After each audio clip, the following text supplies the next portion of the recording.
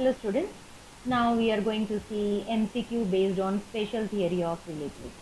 Before going into the topic, I just want to remind you, dear children, please read the textbook for 2 to 3 times, because when you read, you can understand the concept and it will make the topics very clear to you. And we will see, I am just giving you a small support so that it may help you to clear the exam, clear the topics also. But from my point, I will only request you to read the textbook. Let us begin the topic. Body always remains stationary with respect to all other bodies around. That is, the body does not change its position with time. When a body does not change its position with time, then in that case we can say the body is in the state of rest. For example, a pencil box is kept in front of you, and until and unless you pick it and you will place it in another position, it will remain there where it is. So we can say that the pencil box which is kept in front of you is in the state of rest. That is an example, best suitable example of state of rest. Now, frame of reference. A system of coordinate axis. We are familiar with the x-axis, y-axis, z-axis, how they are perpendicular to each other.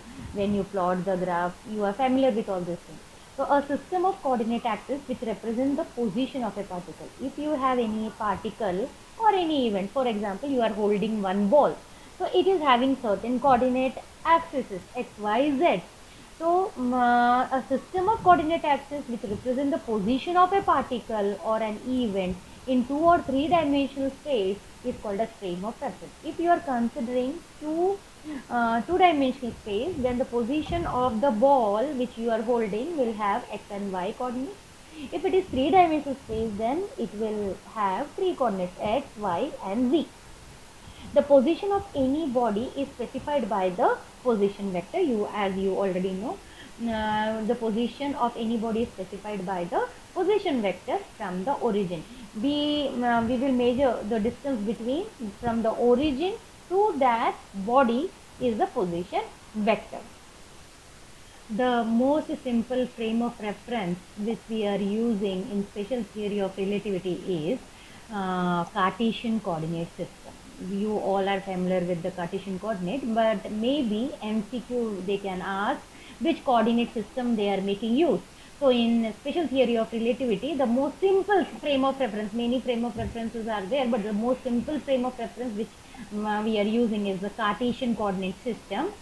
And the position of a moving particle p at any instant, it can be expressed simply by writing the coordinate as x, y, z, or like a position vector r is equal to xi yj plus zk. R bar, I was not able to show the bar, but it is a vector quantity, and here the I cap, j cap and z cap, they indicate the unit vectors.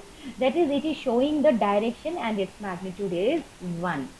So these are the way how a particle or a ball or a box can be represented, expressed in terms of the coordinate or in terms of the position vector. Now the types of frame of reference.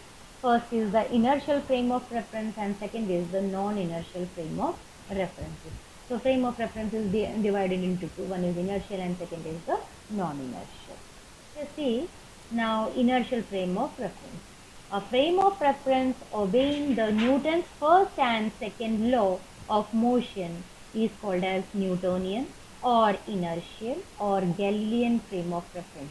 The same, it is represented by 3 names. It is known by 3 names. Either it can be called as Newtonian or inertial or Galilean frame of reference.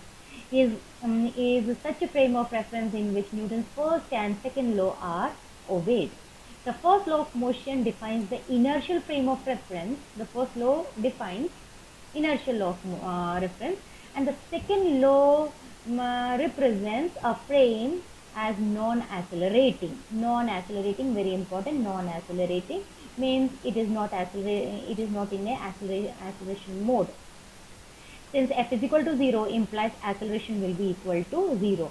Since when force is equal to 0, then the acceleration will be equal to 0.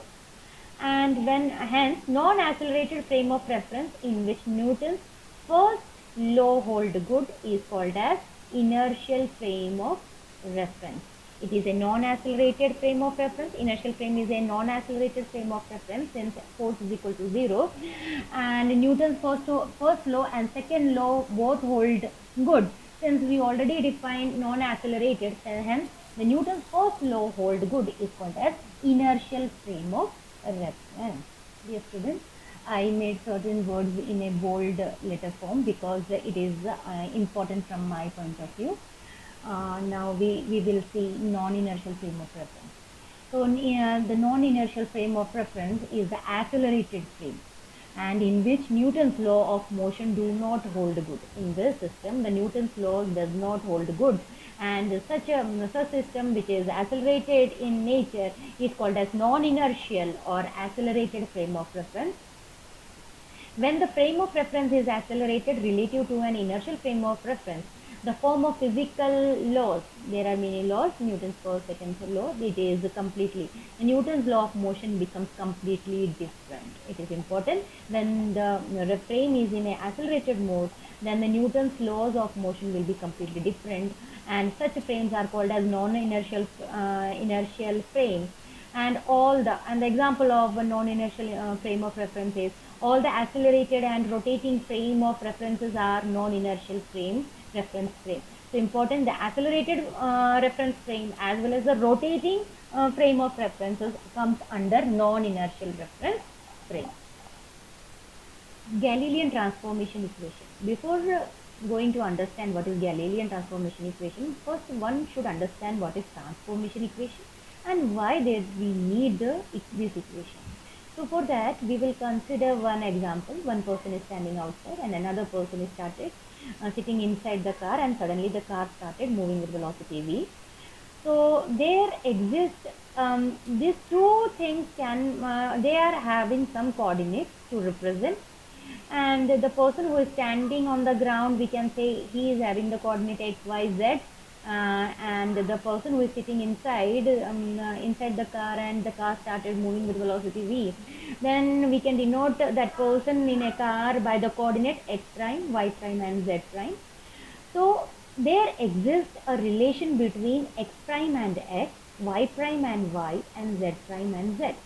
So a particle or an event has different coordinates in the different frames. Here two frames are there. One person is standing on the ground, which is stationary, and the second is sitting in the car and the car is moving with velocity v. These are the two different frames. At the same instant of time, we will measure the equation which relate between the two events, the two x-axis and two y-axis and two z-axis. These equations are called as transformation equations. The equation which relate the coordinate of the two frames of reference are called as transformation equations. I will not go much detail into the derivation. I will directly arrive to the Galilean transformation equation according to the Galilean transformation equation. But in the Galilean transformation equation, they consider two frames initially at a time 0. Both the frames are coinciding one on the above, so that the origin of both are coinciding, and at the same time x-axis is coinciding with the x prime, y-axis is coinciding with the y prime, z-axis is coinciding with the z prime. And after time t, the frame s prime is moving with velocity v in positive x direction, and he related the equation, he got the equation x prime is equal to x minus vt, where v is the velocity, t is the time of the frame which s prime is moving, and y prime, there is no change in the y prime and z prime. So y prime is equal to y, z prime is equal to z, and t dash is equal to t. At the same time, inverse equation is given by x is equal to x prime plus v t dash, y is equal to y dash, z is equal to z dash, t is equal to t dash. And the position vector is given by r bar is equal to r dash plus vt dash, or r dash is equal to r minus vt.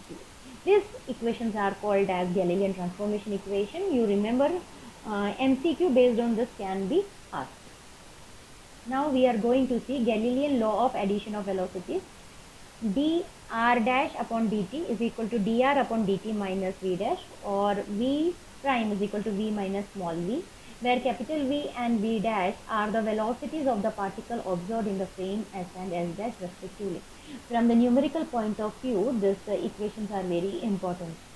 Now we are going to differentiate the above slide. There was equation v dash is equal to v plus small v. We differentiate with respect to time t, and we obtain dv dash upon dt is equal to dv upon dt plus 0, or dv dash upon dt is equal to dv upon dt.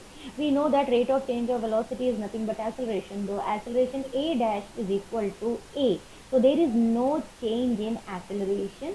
Hence, in Galilean transformation equation, the acceleration of the particle observed in the frame, both the frames s and s dash, is same. That is acceleration. Hence, the force acting on a particle here, we know that if we go further, F is equal to m into acceleration, F a mass into acceleration. So, force acting on a particle is invariant under Galilean transformation, which is very important to remember. Since force acting on a particle is invariant, since a dash is equal to a, the force acting on a particle is invariant, and hence under Galilean transformation. Very important stuff. Now the famous Michelson Morley experiment. In 1887, Michelson and Morley are the name of the two scientists, performed an experiment, and they just want to find the velocity of the earth relative to the stationary ether. Now what is stationary ether? There was an assumption before 1887, and during 1887 we can say up to 1887 there exists a medium between earth and sun. There exists a medium, and the medium is called as ether. And Michelson and Morley, they are both scientists. They decided to find the velocity of the earth relative to the stationary ether. And this experiment also aims to compare the speed of light in two different directions. They want to check whether the light in two different directions will be different, or the velocity of light in the two directions are same. Unfortunately, we can say this experiment yielded nothing.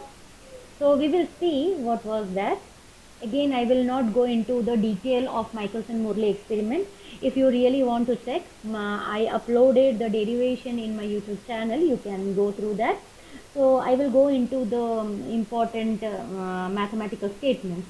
And the Michelson-Morley experiment, here they found n is equal to 2 dv square upon c square lambda, where v is the speed of earth relative to ether, then d is the distance between the plates, plate A and either mirror m1 or m2, and c is the velocity of light with respect to the stationary ether, lambda is the wavelength of light used.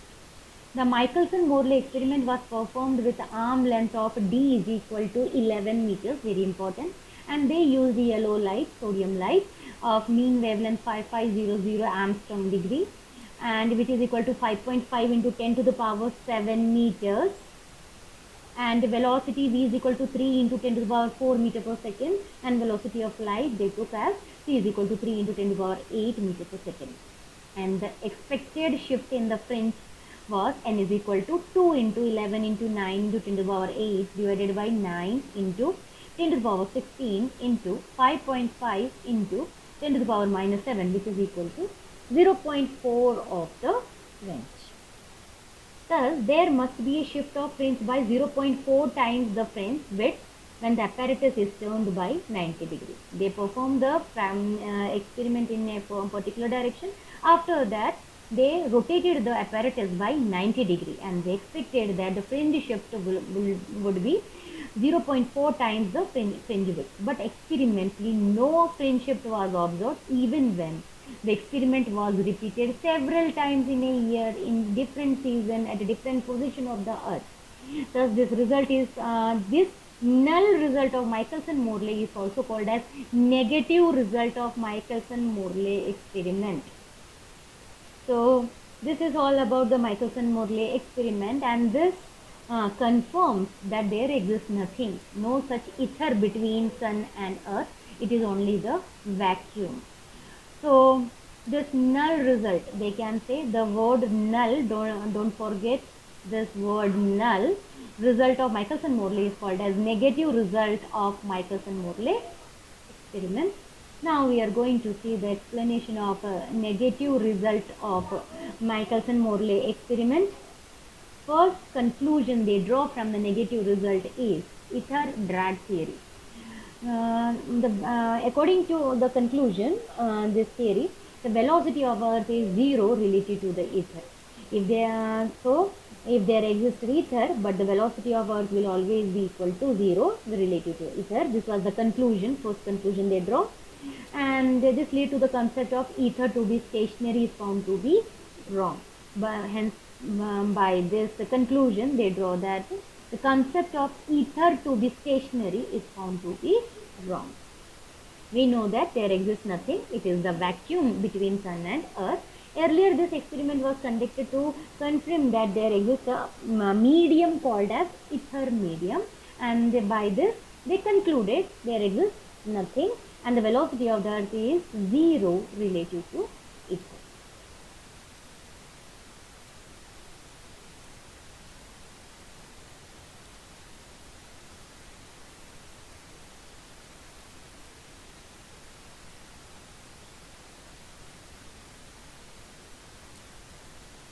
Fitzgerald hypothesis.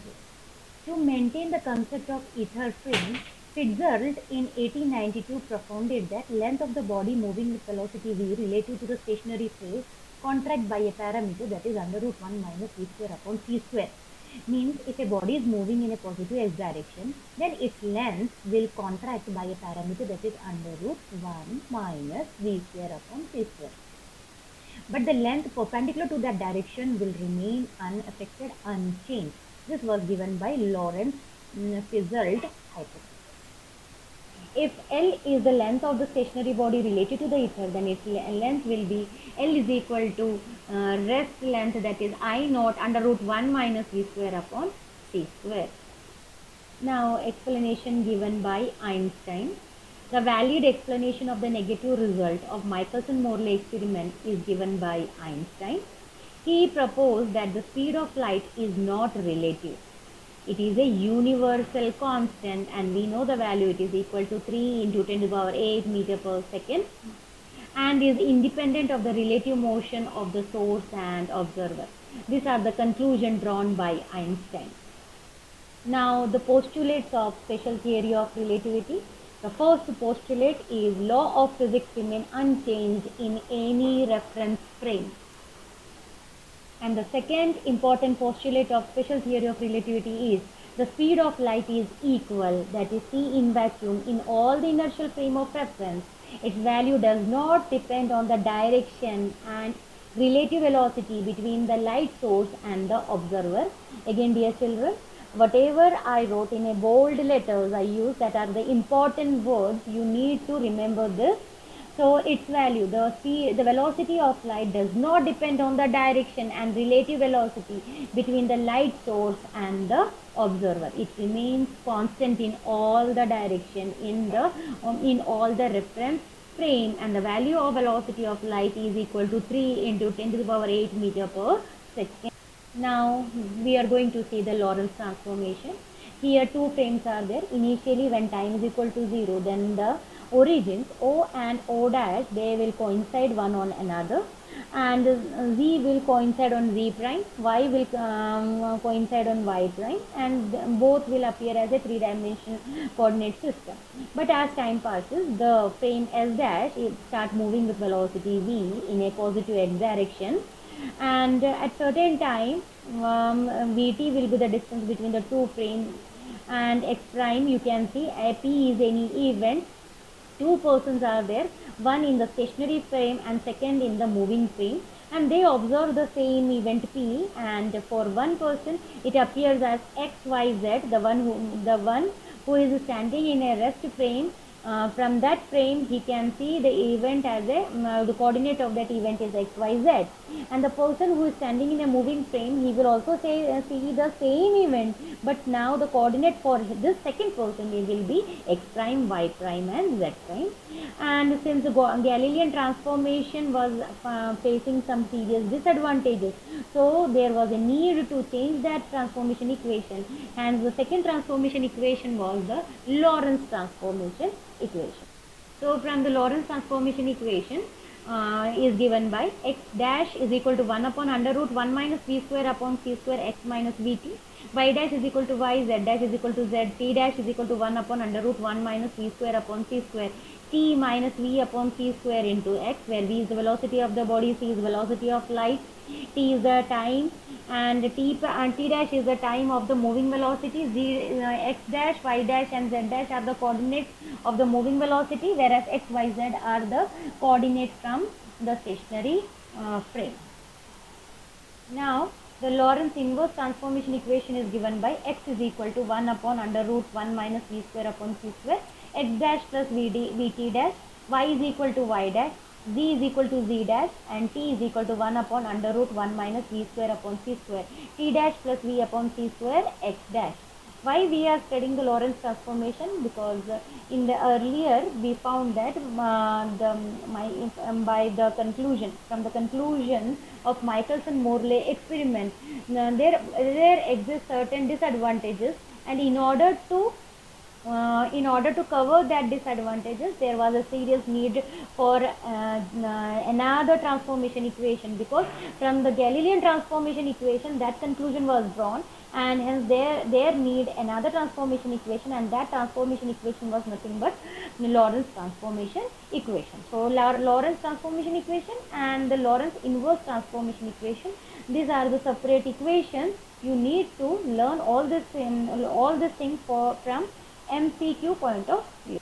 And velocity of the body is very less compared to velocity of light, that is beta under root 1 minus v square upon c square, we will denote by beta. Beta will tend to 1, and in that condition the Lorentz transformation will behave like as in the Galilean transformation. The Lorentz transformation equations takes the form of the Galilean transformation equation. This is very important from MCQ point of view. Length contraction. Apparent length is shortened along the direction of motion of the body, as I already discussed all this thing. So in the direction of motion, the length will appear less by a factor under root 1 minus v square upon c square. L, where L is the length of the body, L0 is the length of the body in the rest condition, and under root 1 minus v square upon c square is the length contraction equation. You need to study this from numerical point of view. Time dilution. T is equal to T naught upon under root 1 minus v square upon c square, where T naught is the rest time. Here I want to tell you the time twins paradox. अब twins paradox, what is twins paradox? अगर कोई twin का birth हुआ है on the surface of earth, and उसमें से एक बच्चा स्पेसक्राफ्ट में बैठ के वेलोसिटी ऑफ सी से अगर वो मूव करेगा, and it will go to another planet, and the other baby is on the earth. So when the other person will come back after 2 years, 3 years, when it will come back, so in दोनों में age difference दिखेगा. That is called as twins paradox from the time dilution. From the time dilution इससे एक paradox create होता है. अगर कोई twin जन्मा है, तो जो ट्विन वहाँ जो स्पेसक्राफ्ट में बैठ के वेलोसिटी ऑफ सी से मूव करके आगे चला गया, वहाँ से वापस आएगा, and the other twin is on the अर्थ, वो अपनी नॉर्मल ग्रोथ करेगा 2 साल में. तो इन दोनों के एज में डिफरेंस रहेगा. भले ही हमारे लिए एक ही टाइम पे जन्मा है, but because of the time dilution दोनों का डिफरेंस रहेगा, and that is called as famous twin paradox. From your syllabus point of view, it is not there, but I thought a general knowledge देने के लिए, so I tried this example. Whenever you get time, just go through that. What is twins paradox? Addition of relativistic velocities. You need to learn this very thoroughly because numerical based on this can be asked. Ux is equal to ux dash plus v upon 1 plus v ux dash upon c square. Uy is equal to under root 1 minus v square upon c square uy dash upon 1 plus v ux dash upon c square.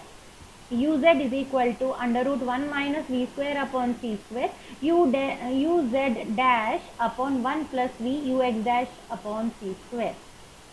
Addition of relativistic velocities, very important, this you should learn. If v is very less than c, if velocity of the body is very less than velocity of light, then v upon c square and v square upon c square क्या हो जाएगा? It will become negligible, and the above equation can be written as ux is equal to ux dash plus v, uy is equal to uy, uy dash is equal to uy, and uz dash is equal to uz. That dash is not appearing over there, so there it is there. So these are the equation, changes in the equation will happen, and again this slide is very important from numerical point of view. Now one most important conclusion: no material particle can attain a velocity greater than velocity of light. From this equation, जो हमारा ux वाला equation है, we will substitute the velocity by c plus v upon 1 plus vc upon c square. उस equation में हमने डाला है c, डाला है velocity, तो हमें c plus v upon 1 plus v upon c मिल गया है. जस्ट हमें रीअरेंज किया and we appear at the most कितने वेलोसिटी तक हम जा सकते हैं? वेलोसिटी ऑफ लाइट तक ही जा सकते हैं. अगर कोई material particle will start moving with velocity, then it can go up to velocity of light, not more than or not greater than velocity of light, that is 3 into 10 to the power 8 meter per second. Now variation of mass with velocity. M is equal to m0 upon under root 1 minus v square upon c square. I will not go into detail of the derivation. M0, what is M0? M0 is the rest mass, and if a body will start with moving with velocity of light, what will happen? Its mass will also move towards infinity. Again फिर से सुनो, अगर velocity v एक body है, it is moving with velocity of v, but अगर उसकी velocity जैसे जैसे वेलोसिटी ऑफ लाइट के तरफ जाएगा, उसका मास में जो चेंज रहेगा दैट विल बी इंफिनिटी. कैसे आएगा? जो ऊपर में जो v लिखा है, in that we will replace it by c. When we will replace it by c, so v c square upon c square, it will give you 1. So in denominator, under root 1 minus 1 will give you 0. So m0 upon 0 will nothing but will give you infinity. M is equal to infinity. When v approaches to c, then m will approaches towards infinity. And also when v exceeds 0.5 from the graph, you can see this graph, they can ask you a tricky question. So the mass of the particle increases with velocity and v approaches c, mass m tends to infinity. जो which I explained now, they showed it in the form of graph. So remember this graph too. Mass energy equivalence, same as Einstein's equation, E is equal to mc square. Again, another important formula, relativistic energy and momentum. It is the relation between energy and momentum.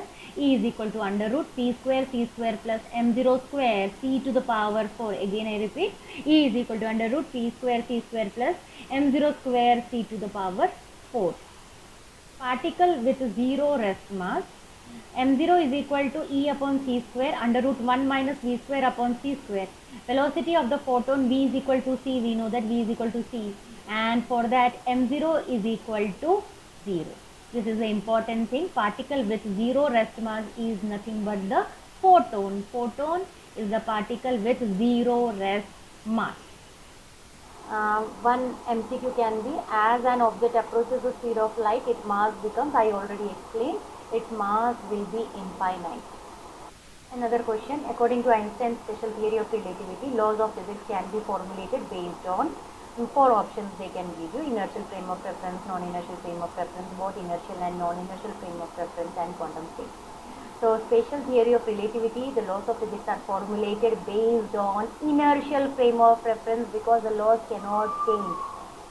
One of the postulates of Einstein's special theory of relativity states that all the reference frame are equivalent to the formulation of laws of physics, and the laws of physics will remain same in inertial frame of reference. Thus, it is suitable for all the reference frames. Hence, the answer is A. For Einstein relation, E square minus T square C square is equal to as we already saw, E is equal to under root C square C square plus M0 square C to the power 4. So B option is the correct, M0 square C to the power 4. A frame of reference has four coordinates x, y, z and t is referred to as the possible options are inertial frame of reference, non-inertial frame of reference, space-time reference and four-dimensional frame. So answer is space, because x, y and z represent the space coordinate and t represents the time coordinate. Hence the correct answer is space-time reference frame.